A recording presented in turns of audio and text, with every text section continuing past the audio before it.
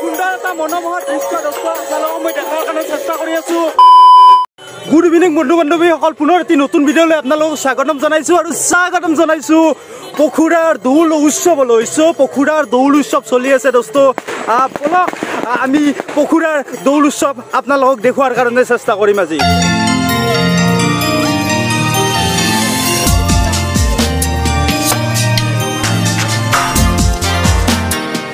তাৰ উন্মোচন কাৰ্যসূচী হ'ব আৰু বৰ পিছপিনে দেখিছে ইয়াত গোসাই লৈ আহিছে আজি দৌল উৎসৱত।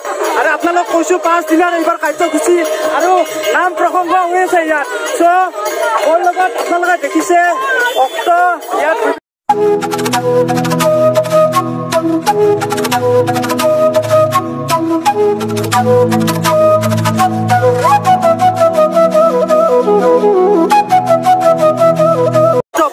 একতা বান্দৰেৰে বান খাই আছে পখুৰাবাসী ৰাইজ।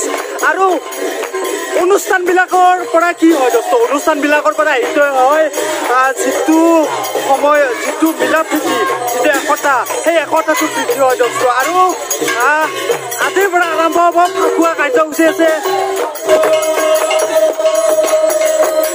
কৰিছিলোঁ। আৰু মাখি বা গ্ৰামোন্নয়ন সমিতিটো সেইটো প্ৰশ্ন কৰিছোঁ যে যিবিলাক উঠি অহা যিবিলাক নৱপ্ৰজন্ম তেওঁলোকৰ শাৰীৰিক আৰু মানসিক বিকাশৰ ক্ষেত্ৰত পখুৰাবাসী ৰাইজৰ বা কমিটিৰ ফালৰ পৰা আপুনি এজন সভাপতি, কিবা আছে নেকি, এজেণ্ডা আছে নেকি কিবা?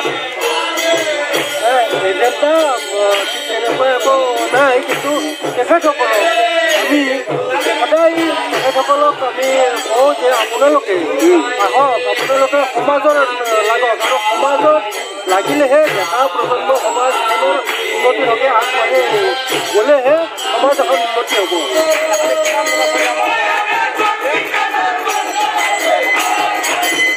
গামোচা আপোনালোকৰ দোস্ত, এইখন গামোচা আপোনালোকৰ, মোৰ নহয় দোস্ত। ভাল লাগিল আপোনাৰ লগত। এনেদৰে আপোনালোকে আমাৰ চেনেলটোৰ লগত থাকক আৰু এনেদৰে ভাল ভাল ভিডিঅ' দিয়াৰ কাৰণে আমি চেষ্টা কৰি যাম। এইবাৰ পখুৰাৰ দৌল উৎসৱত কি কি কাৰ্যসূচী আছে মোৰ শ্ৰদ্ধাৰ ছাৰ আছে, মই ছাৰৰ পৰা জানিবৰ কাৰণে চেষ্টা কৰিম। ছাৰ পোনপ্ৰথমে আপোনাক আমাৰ চেনেলটোলৈ স্বাগতম জনাইছোঁ। আৰু এইবাৰ পখুৰাত কি কি কাৰ্যসূচী আছে ছাৰ? এইবাৰ আমাৰ এইটো আমাৰ 53 সংখ্যক দৌল যাত্ৰা মহোৎসৱ। ইতিমধ্যে ভালে কেইবছৰ হৈ গ'ল, এইবাৰ 53 সংখ্যক।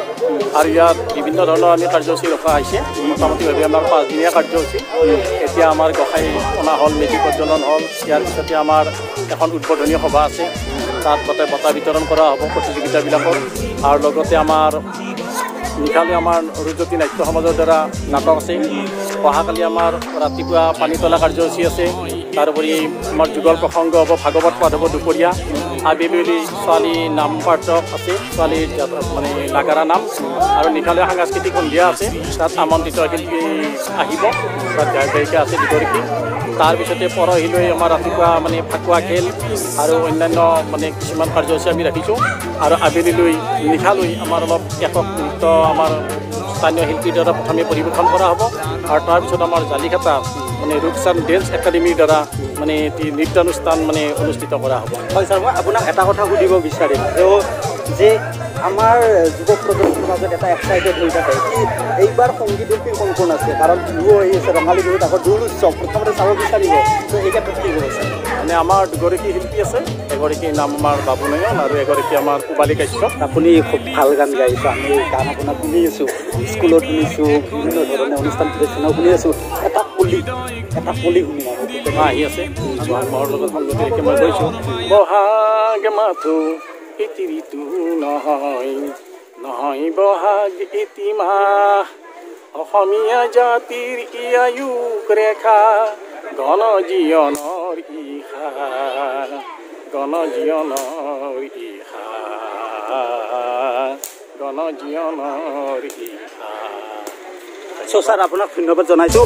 হয়, গণ জীৱনৰ ইচ্ছা, বহাগ মাত্ৰ এটি ঋতু নহয়, নহয় এটি মাথো মাহ, চলি থাকিব 5 দিনৰ এইবাৰ কাৰ্যসূচী। আপোনালোকে দৌল উৎসৱত আহিব পাৰে। আৰু দৌল উৎসৱত আহি ইয়াৰ যিটো পৰিৱেশ, সেই কি সুন্দৰ পৰিৱেশ, সেই সুন্দৰ পৰিৱেশত আপোনাৰো অকণমান ইয়াত পখুৰাবাসী ৰাইজে বিচাৰিছে আপোনাৰ সহায় সহযোগ আৰু দিহা পৰামৰ্শ বিচাৰিছে সুন্দৰ এটি আপোনালোকক ভিডিঅ'টো দেখাইছোঁ খন্তেক পিছতে ইয়াত নাট পৰিৱেশন হ'ব আৰু বিভিন্ন ধৰণৰ অনুষ্ঠান প্ৰতিষ্ঠান থাকিব আপোনালোকে দেখি আছে চ' আজিৰ ভিডিঅ'টো এইখিনিয়ে আৰু পৰৱৰ্তী ভিডিঅ' খুব কম সময়ৰ ভিতৰত আপোনালোকক পৰৱৰ্তী ভিডিঅ' দিয়াৰ চেষ্টা কৰিম চ' ভাল লাগিল ড'ন্ট ব্লগটো আপোনালোকে চাই থাকক আৰু চাই থাকক এনেকুৱা নতুন নতুন ভিডিঅ' ইণ্টাৰেষ্টিং ভিডিঅ' পাই থকাৰ কাৰণে চেনেলটো যিসকলে ছাবস্ক্ৰাইব কৰা নাই ছাবস্ক্ৰাইব কৰক লাইক কৰক শ্বেয়াৰ কৰক আৰু এই পখুৰাৰ পৰা আজিৰ ভিডিঅ'টো ধন্যবাদ।